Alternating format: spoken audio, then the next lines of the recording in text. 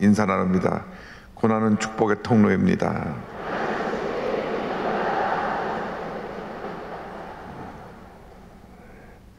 오늘 성금요일입니다.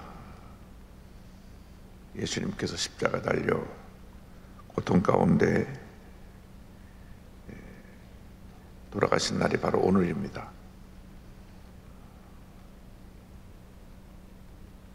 예수님께서 목요일 날 겟세마네 동산에 올라가셔서 기도하시다가 자정이 지나서 가룟유다가 이끌고 온 병사들에게 의해서 붙잡히시고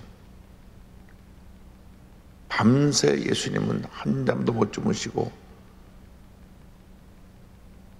이리저리 끌어다니시면서 조롱당하시고 채찍질 당하시고 그리고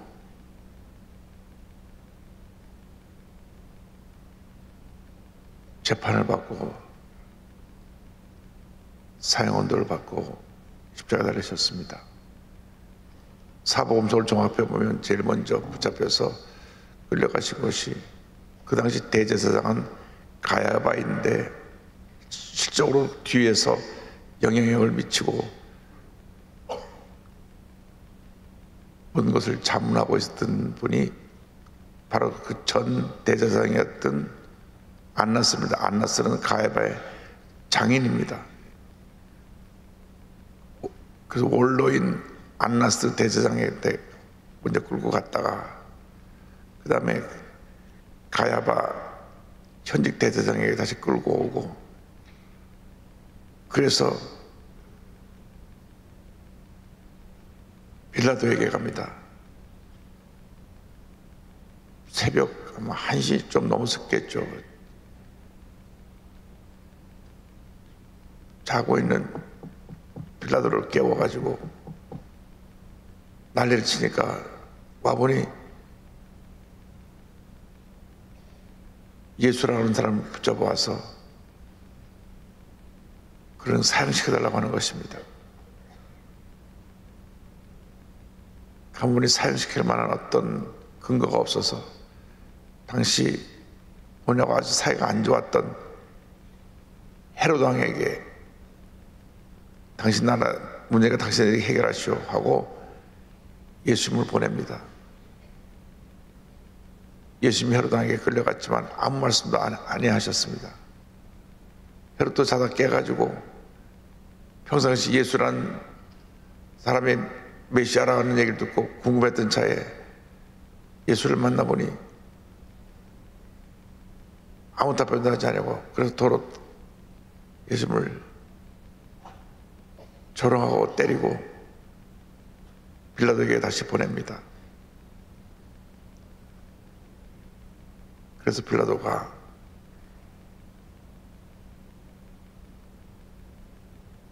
돈에 매수된 백성들의 십자가에 못 박으라 하는 소리를 듣고 예수님을 십자가에 못 박도록 내어줍니다. 빌라도의 아내가 꿈을 꾸는데 예수가 선한 사람이라는 걸 알아서 남편에게 내가 꿈을 꾸는데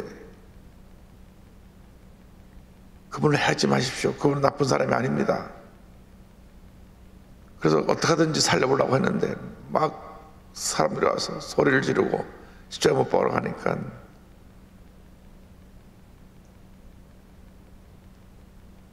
빌라도는 그들의 말을 듣고 사형언도를 내렸습니다.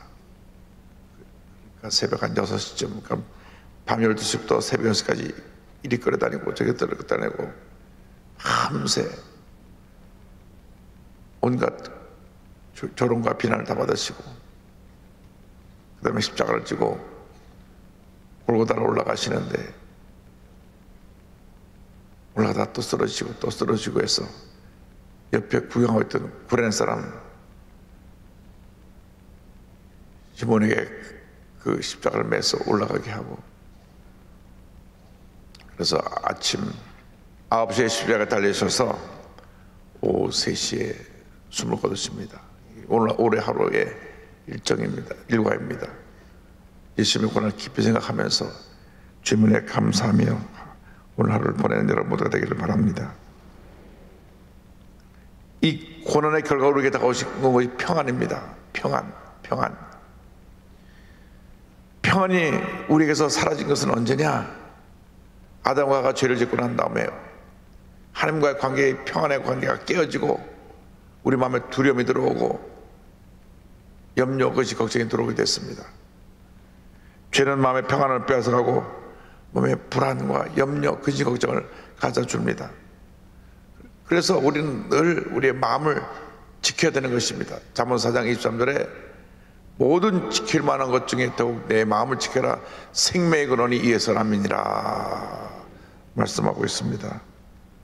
늘 마음에 주님의 평안함이 넘쳐나야 됩니다. 여러분, 마귀는 어떻게 평안함을 빼앗아가서 자꾸 걱정하게 하고 속상하게 하고 염려하게 하고 불안해하게 하고, 그래서 우리의 마음에 병이 들고 육신에 병이 들게 합니다. 모든 병의 근원이 마음의 스트레스로부터 오는데 우리가 기도하고 마음의 평안이 오도록 주님 앞에 간구해야 되는 것입니다. 주여, 내 마음에 평안함을 주시옵소서. 평안함을 주시옵소서. 그런데 이 고난을 통하여서 우리의 주신 축복이, 평안함이 우리에게 하나님의 은혜 가운데 다가오게 되는 것입니다. 70년 동안 이스라엘 백성이 자기들이 지은 죄 때문에 바벨론에 끌려가서 노예로 지낸 동안엔 평안함이 없었습니다. 이제 너희들을 노예에서 해방시켜줘서 너희 고국으로 돌아가게 하겠다. 70년 고난의 과정을 통과한 다음 저들에게 평안의 선물을 주십니다. 예레미야 29장 10절 11절에 성경은 말씀합니다. 여호와 야훼께서 이와같이 말씀하시니라. 바벨론에서 70년이 차면 내가 너희를 돌보고 나의 선한 말을 너에게 성취하여 너희를 이곳으로 돌아오게 하리라. 야훼의 말씀이니라. 너희를 향한 나의 생각을 내가 안 하니 평안이요 재앙이 아니니라. 너에게 미래와 희망을 주는 것이니라. 염려, 근심, 걱정, 불안, 초조, 이 모든 것은 마귀의 도구입니다. 여러분, 염려하게 하는 것이 절대 성령의 역사가 아닙니다. 걱정하는 것이 성령의 역사가 아닙니다. 염려할 것이 있어도, 걱정할 것이 있어도 엎드려 기도하고 마음의 평안함이 다가올 때 우리 넉넉히 모든 어려움을 이길 수가 있습니다. 주여, 내 마음에 평안함을 주시옵소서. 내 마음에 평안함을 주시옵소서. 주님을 향한 감사가 넘쳐나게 하여 주옵소서. 마음이 평안해야 됩니다. 나의 마음속이 늘 평안해. 주님의 평안함이 임하게 되기를 바랍니다. 이 평안이라는 말이 히브리어로 샬롬입니다. 샬롬, 피스, 평화, 이것이 샬롬인데, 제가 여러 번 말씀드리지만 우리 성경에는 같은 샬롬을 여러 단어로 번역했습니다. 평안, 평화, 평강, 다 같은 샬롬입니다. 근데 이 평화라고 하는 이 샬롬이 갖고 있는 뜻이 몇 가지가 있는데, 평화, 번영, 이런 성장, 이런 의미로 무려 성경에서 170번 이상 쓰여졌습니다. 샬롬이라는 단어가 170번 이상 쓰여졌어요.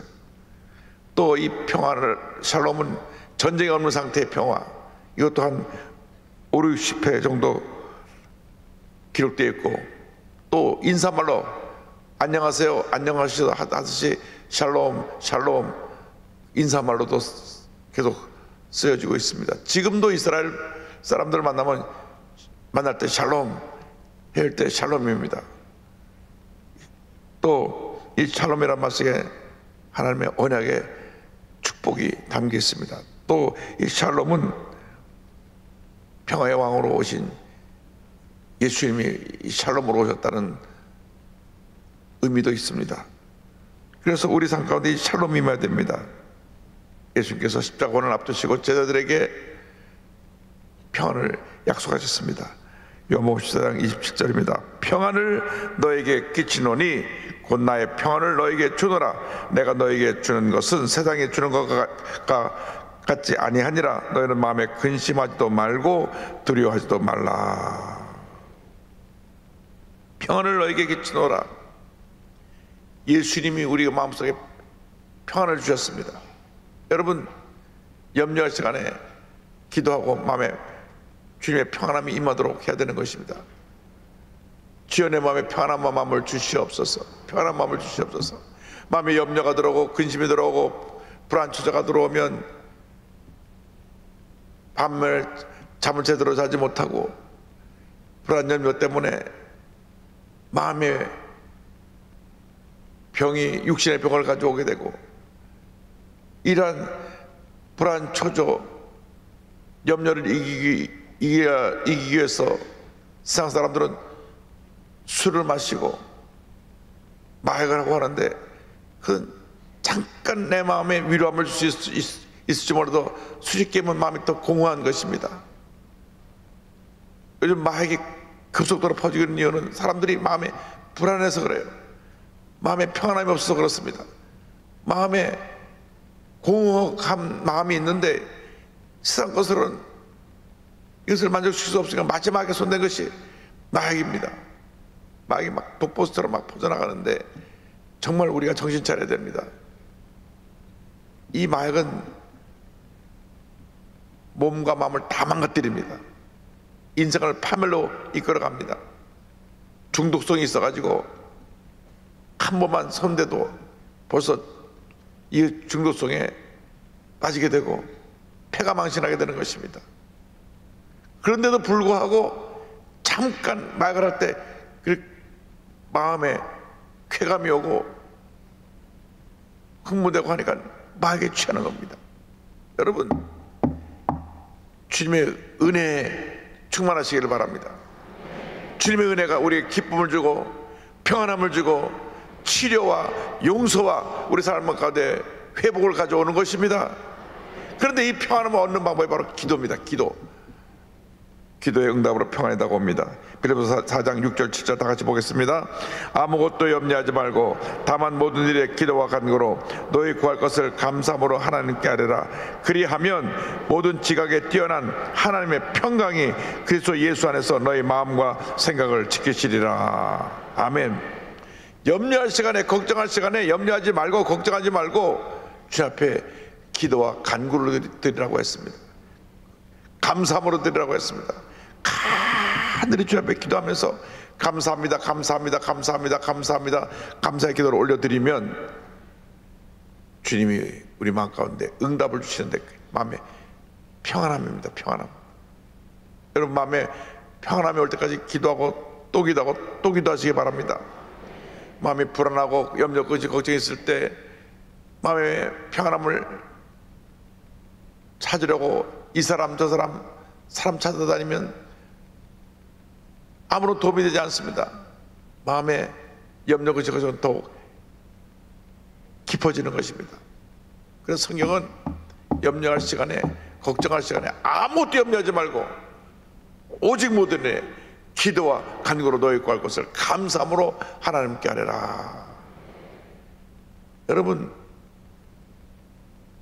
기도에 위대한 능력이 있습니다. 기도할 때 마음의 불안, 염려, 그것이 떠나가는 것입니다. 악한 영이 떠나가는 것입니다. 두려움을 가다주고 마음과 몸이 병들게 하는 흑암의 권세가 떠나가는 것입니다. 그 하나님의 응답이 다가오는 첫 번째 사인이 마음이 평안한 것입니다. 기도하게 되는 너무나 마음이 걱정이 많고 불안, 조조, 답답하고 그런데 딱 기도하고 나면 마음이 평안해지는 것입니다. 나의 마음속이 늘 평안해, 평안해, 평안해. 할렐루야. 여러분, 평안할 때까지 기도하고 또 기도하고 또 기도하시길 바랍니다. 우리를 향한 하나님의 뜻은 평안입니다. 예레미야 29장 11절로 13절에 성경 말씀합니다. 야훼의 말씀이니라. 너희를 향한 나의 생각을 내가 하나니 평안이요 재앙이 아니니라. 너에게 미래와 희망을 주는 것이니라. 너희가 내게 부르짖으며 내게 와서 기도하면 내가 너희들의 기도를 들을 것이요 너희가 온 마음으로 나를 구하면 나를 찾을 것이요 나를 만나리라. 아멘. 여기 보니까 우리를 향한 하나님의 뜻은 평안인데 우리에게 마음의 평안과 함께 축복의 미래를 선물로 주는 것입니다. 내가 너에게 미래와 희망을 주는 것이라. 할렐루야. 우리 예수 믿는 사람들에게 하나님께서 거룩한 꿈을 꾸게 하시고 그 꿈이 이루어지게 만들어 주십니다. 고난이 다가올 때 우리가 엎드려 기도하고 깨어져 낮아져 죄 도심을 간구하면 주님께서 내 삶 속에 있는 모든 문제를 다 제거해 주시고 우리 마음에 평안함을 주셔서 주님의 뜻을 이루게 하는 것입니다. 마음 평안함이 다가온 다음에 우리가 거룩한 꿈을 꿉니다. 거룩한 꿈을 가고 꿈과 소망을 갖고 나아가도록 주님께서 우리를 이끌어 가시는 것입니다. 꿈이 없는 백성은 망한다고 했는데 여러분 거룩한 꿈을 꿔야 합니다. 예수님이 십자가 고난이라고 하는 그 말할 수 없는 고난을 당하시면서 거룩한 꿈을 꾸셨습니다. 온 인류의 죄를 다 사하고 온 인류의 가난과 저주와 질병을 다 사하고 온 인류를 구원해서 죄의 노예에서 하나님의 축복의 자녀로 바꾸는 꿈을 품으시고 그 십자가 고난을 당하신 것입니다. 온몸의 피를 철철 흘리시면서 그 말할 수 없는 고통을 참으시면서 그 고난 가운데서 우리 주님이 꿈을 꾸셨습니다. 내가 지금 이 몸이 갈갈게 찢어져 고통 가운데 죽어가지만 나의 죽음이 온 인류의 죄를 다 사하게 되고 죄와 사망의 권세를 멸하게 되고 가난과 저주와 질병을 멸하게 되고 내가 온 인류의 구원의 속죄물이 된다. 유월절 어린양 같은 내가 희생해서가 된다고 하는 주님의 거룩한 꿈이 십자가에서 완성되어서 오늘날 우리가 모두 예수 믿고 이렇게 구원받아 축복의 자녀로 제 앞에 나와 예배를 드리고 있는 것입니다. 누가 우리의 죄를 대신해서 누가 이와 같은 고난을 당하고 죽음의 자리까지 갈 수 있습니까? 누구도 그런 자리를 대신할 우리를 대신할 그 자리에 갈 사람이 없는 것입니다. 오직 예수님만이 우리의 죄를 대신해서 죄의 결과로 다가온 저주와 질병과 사망의 권세를 대신 짊어지고 예수님이 십자가에 달려 돌아가신 것입니다. 그래서 예수 믿는 사람은 한평생 감사하며 살아야 됩니다. 이유 열을 막론하고 나 같은 죄인이 구원받아 하나님의 자녀가 되었으니 감사합니다. 감사의 삶을 살아야 되는 것입니다. 감사가 없는 신앙인은 참 신앙인이 아닙니다. 죽을 운명을 살려놓으셨는데 우리가 그 은혜 감사하지 않고 어떻게 참된 신앙이라고 말할 수가 있습니까? 늘 불평하고 원망하고 부정적인 삶을 살고 있다면 그 사람은 구원받았는지 안 구원받았는지 자신을 다시 한번 살펴봐야 돼요. 진짜 구원받은 사람은 그렇게 살 수가 없습니다. 어떻게 예수 믿고 구원받았다는 사람이 원망불평하고 부정적인 말하고 남에게 피해를 입히고 상처를 주고 교회를 어지럽히고 하는 그런 일을 할 수가 있습니까? 구원받은 사람인지 구원받지 않은 사람인지 다시 한번 살펴봐야 돼요. 예수 믿고 구원받았다고 하면 우리 일생은 넘치는 감사 일생이 되어야 됩니다. 어떤 경우에도 우리가 원망불평을 사탄의 도구로 쓰임받으면 안 되는 것입니다. 원망불평은 사탄의 도구요, 감사 찬양은 우리 하나님 앞에 드려지는 축복의 도구인 것입니다. 그러므로 우리가 예수 믿고 하나님 자녀가 되어서 한평생 넘치는 감사, 넘치는 찬양, 그래서 우리 주님을 기쁘시게 함으로 우리 마음에 주님이 주신 평안함이 넘쳐나시기를 주님의 이름으로 축원합니다.